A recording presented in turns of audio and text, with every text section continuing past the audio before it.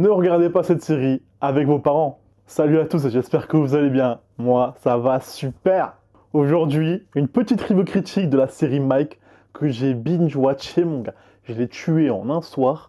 J'ai kiffé. J'ai vu qu'il y avait ça sur Disney+. Je l'ai tué direct. Je l'ai fracassé. J'ai kiffé ma race, d'accord? Je me suis dit que ça va être une petite série. Non, non, non, que nenni. C'était une dinguerie. C'est pour ça que je te la conseille et que je te fais une review critique dessus. Tu l'as compris? Bien sûr, je te dirai qu'on arrive à la partie spoiler. Ne t'inquiète pas, mon gars, ne t'inquiète pas. Comme d'hab, je te le dis. Voilà, c'est la troisième, comme le deuxième. Mais je te le redis, frérot. Eh ben, que dire de cette série? À part qu'elle est trop bien. Franchement, je me suis pas ennuyé une minute. L'histoire, elle est bien contée. Surtout avec le petit quatrième mur qu'ils ont mis en place. Je dis petit, mais il y en a pas mal, franchement, du quatrième mur. C'est pas le petit quatrième mur de chez Hulk qui est nul, d'accord? Là, on parle d'un vrai quatrième mur où quasiment tous les personnages ont le droit à leur quatrième mur à peu près. Pas tous, évidemment. Voilà, ils vont passer par tous les aspects de sa vie, de l'enfance jusqu'à peu près la fin de carrière de Mike. Un peu plus, un tout petit peu, vraiment, c'est pas beaucoup. Et vraiment, il passe du meilleur comme du pire. Il n'épargne pas Mike Tyson, il en prend pour son grade, mais il te l'iconise au début. Puis après, voilà, des petits coups d'entourloupe. Franchement, j'ai adoré, c'était cool. Donc pour faire simple, je vais juste expliquer un poil la série Mike. Donc ça commence avec Mike Tyson sur scène, ou son acteur plutôt, sur scène. Il fait une conférence sur tout le long de sa vie.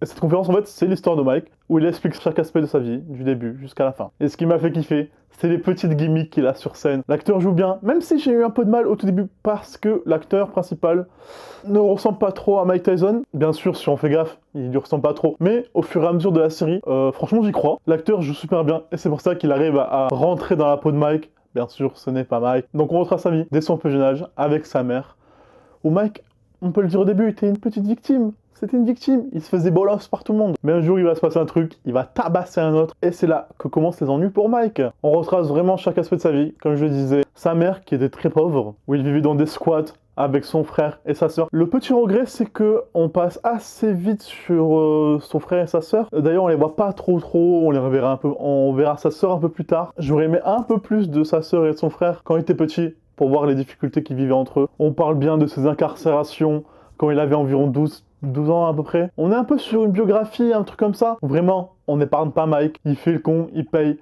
On te l'iconise pas forcément au début. C'est un petit jeune con. Bien sûr, il rentre en incarcération. Mike, c'est une petite terreur. Il va se taper avec tout le monde. Bien sûr, il fait la rencontre d'un entraîneur de boxe qui va lui mettre le pied à l'étrier. Et après, on connaît l'histoire de Mike. Et c'est parti. J'en dirai pas plus. Là, je trouve quand même que j'en ai beaucoup dit. Bien sûr, j'essaie de faire au mieux sans spoil. C'est vraiment juste pour raconter le début de l'histoire. C'est vraiment juste pour vous donner envie. Je veux pas spoil. Il y aura la partie de spoiler après, t'inquiète. Donc je vais passer aux acteurs. L'acteur principal, comme je vous l'ai dit tout à l'heure, il est bon. Même si au début j'y croyais pas trop juste parce qu'il lui ressemblait pas forcément. Mais il fait le taf. Le gars est taillé dans la roche, mec. Il est putain de baraque. Une montagne. The Rock. Waouh. J'abuse un peu quand même. J'abuse un tout petit peu.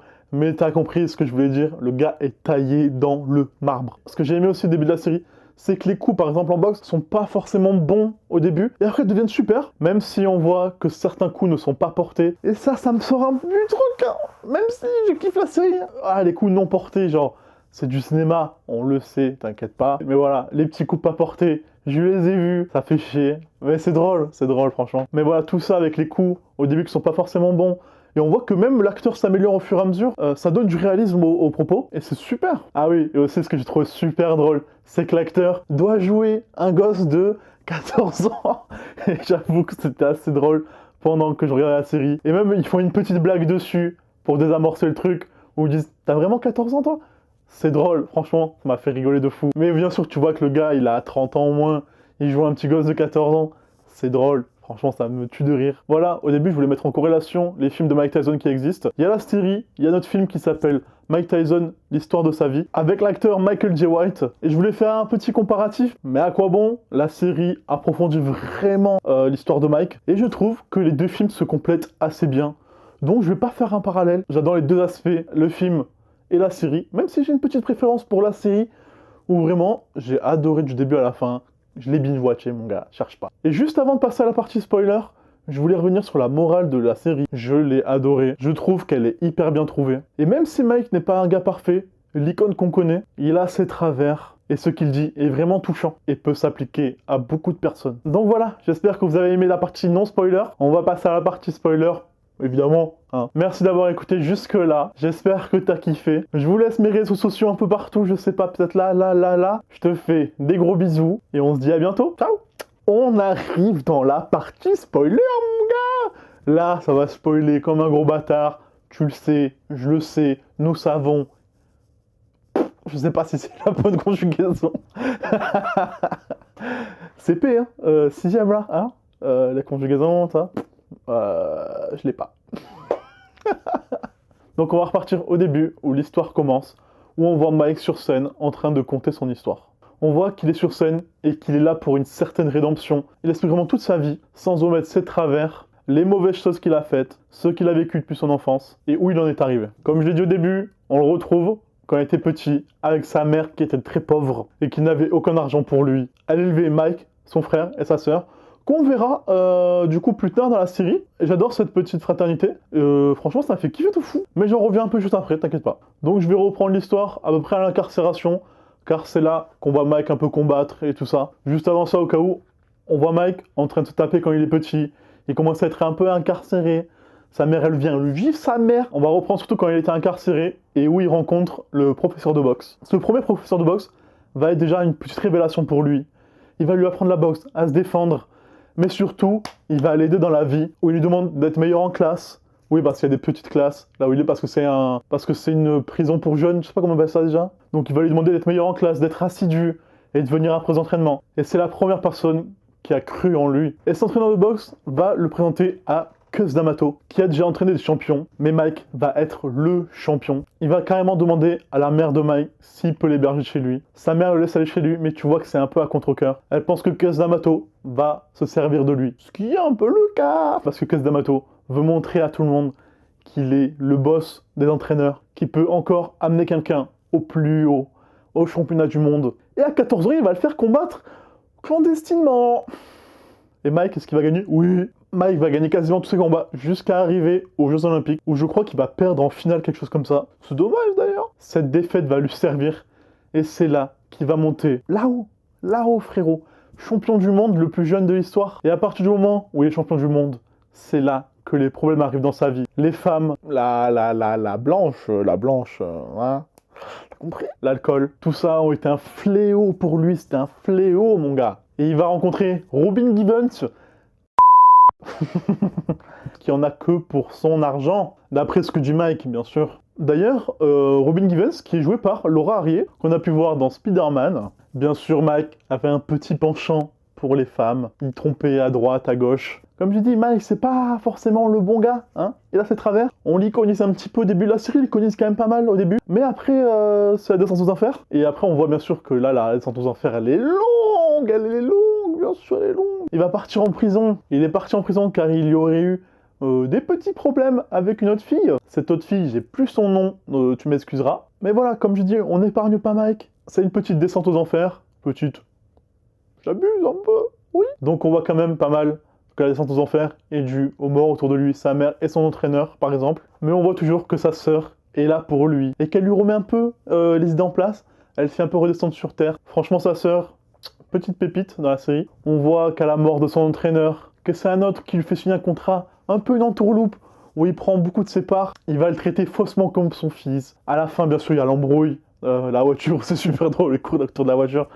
Franchement, ça m'a fait rigoler de fou, ça. Mais voilà aussi, on passe par la case prison pour lui. Comme je vous le dis après, le petit truc s'est passé avec une femme, une miss. Et au vu de se dire, la prison, c'était plutôt drôle pour lui. Au début, bien sûr, il fallait qu'il prouve qu'il est là, qu'il est en prison. Il faut montrer quand même qu'on est le plus fort. Mike, il a prouvé. On aurait dit carrément pour lui, c'était de la rigolade. Mais en prison, il va rencontrer quelqu'un qui va le mettre dans la religion et qui va pouvoir l'aider grâce à ça. En dehors de la prison, il va vouloir directement remonter sur le ring alors qu'il ne s'est pas entraîné depuis quelques années. D'ailleurs, il s'est pas entraîné depuis quelques années, mais à la prison, il est pas à l'aise encore, le gars. Quand tu vois, quand il remonte sur le ring, il est moins fort. Petit réalisme aussi, ça c'est cool. Bien sûr, s'il va pas être une bête quand il remonte directement, alors ça fait 5 ans qu'il est en prison. Arrive le moment un peu plus cool, où il parle de ses enfants. Et tu vois que là, l'émotion, elle est à son paroxysme. Tu vois qu'il aime ses enfants. Et c'est le drame. Et comme il en parle en interview, dans la vraie vie, sa petite fille est morte en courant sur un tapis de course. Tu vois le petit lacet là qu'il y a sur le tapis de course? Bah, elle est morte à cause de ça. Et c'est de nouveau descente aux enfers. Heureusement, il a trouvé une femme à côté, celle qui va l'aider. Sa femme, qui est partie en prison elle aussi, pour fraude. Les deux font la paire. Même eux, ils en rigolent. Quand ils parlent de son enfant, c'est là qu'est toute l'émotion. Et sur ça, finit un des derniers combats qu'il va avoir, où il arrache l'oreille, le petit cannibale. Est-ce que ça serait pas Jeffrey Dahmer? My name is Jeff. Ouais, t'as vu, je suis à l'actu, hein. Je suis à l'actu ou pas? Je suis à l'actu ou pas? Mais voilà, on en vient à la fin. La série est vraiment incroyable. J'adore. Je connaissais un tout petit peu la vie de Mike, pas forcément tout. Ça m'a fait connaître un peu Mike, un peu plus en profondeur.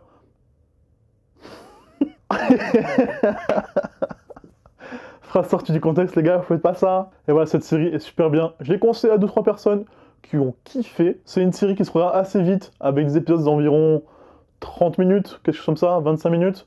Il y a 8 épisodes, ça se regarde super vite. Et voilà, j'ai adoré cette série.